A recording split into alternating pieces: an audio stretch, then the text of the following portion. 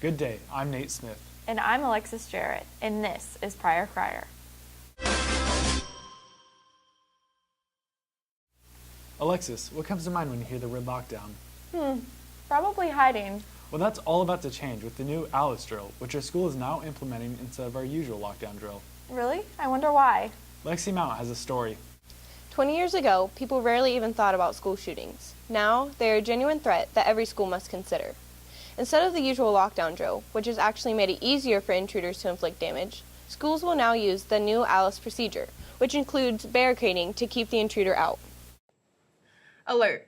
Use plain and specific language to alert others of the danger. Lockdown. Barricade the room. Inform. Communicate the intruder's location and direction. Counter.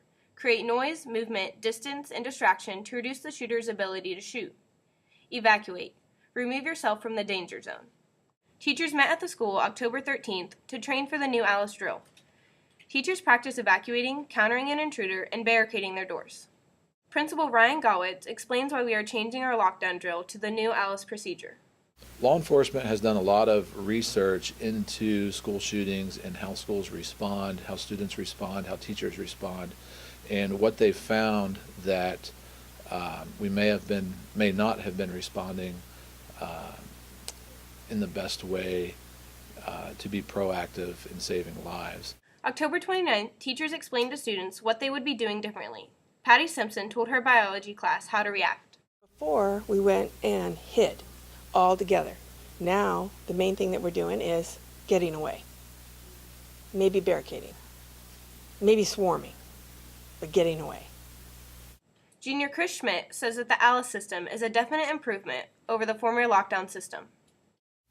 Yeah, it's really effective. Like, compared to just sitting in the corner and hiding and waiting for it to happen, it's pretty effective. For Crier, I'm Lexi Mount. You can read more about the new Alice procedures when you buy the Trojan card tomorrow during lunch at 7th period. Did you happen to catch the game last Friday against the Ridgewood Generals? Of course, this year is the second year in a row that the football team has made it to the playoffs. That's amazing. Hannah Sutton has the story. The Trojans will face the Fredericktown Freddies tomorrow night at Mount Vernon. This is the first time a Centerburg team has advanced to the second round of playoffs since 2005. The Ridgewood Generals scored the first 7 points of the game, but the Trojans quickly retaliated and the score was 7-7 at halftime. In the third quarter, senior Jeremy Sesma scored a 90-yard touchdown, putting the Trojans in the lead and making the score 14-13 with the extra point. The Trojans defeated the Generals 21-13 and will be continuing on to the second playoff game next Friday. Congratulations, Trojans. The football players continued to train hard in preparation for the playoff game, running through offensive plays and working on defense. Senior Anthony Tucker explains what skills they used to win the game. What I think led to our success is our relentless pursuit on defense, and that our defense is one of the top in the MOAC, and we're showing it in the playoffs now, and our offense was just great tonight. We played all around great. The leadership of the senior class was also crucial in the win, as well as success throughout the season. Head coach Jim Stoyle explains why the senior class has been so successful. It's a special class because there's not a great deal of them.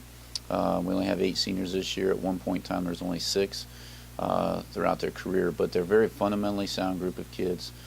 They play extremely hard, and the most important thing is they're great kids. They're leaders on and off the field, and they're a team-first group, and you don't always get that combination with a group of kids.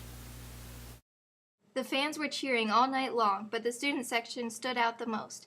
Junior Darren Mason was interviewed by Mindy Dreyer from NBC4 News for Fan of the Week. Friday we're planning to get 7 guys, painting them all in black, and then writing Trojans instead. So we need 7 guys, so contact me if you want to be one of those 7 guys. After celebrations last week, the team turned their focus to Fredericktown and is ready for tomorrow night's challenge. For Crier, I'm Hannah Sutton. The football team played so well last Friday. Are you going to go to the next playoff game tomorrow night? Yeah, in addition to reaching the playoffs, the football team has also broken some records this year. The senior class has won more games than any other class in school history. Senior John Rings has also broken a record, being the first quarterback in Centerburg history to have 1,000 passing yards and 1,000 rushing yards in one season. Senior Jake Stewart has also broken a record for most passes caught in a career. You can read more about that, as well as stories on Ebola, hunting, and ballet when you buy the Trojan card tomorrow for 75 cents. For Crier, I'm Alexis Jarrett. And I'm Nate Smith. Go Trojans!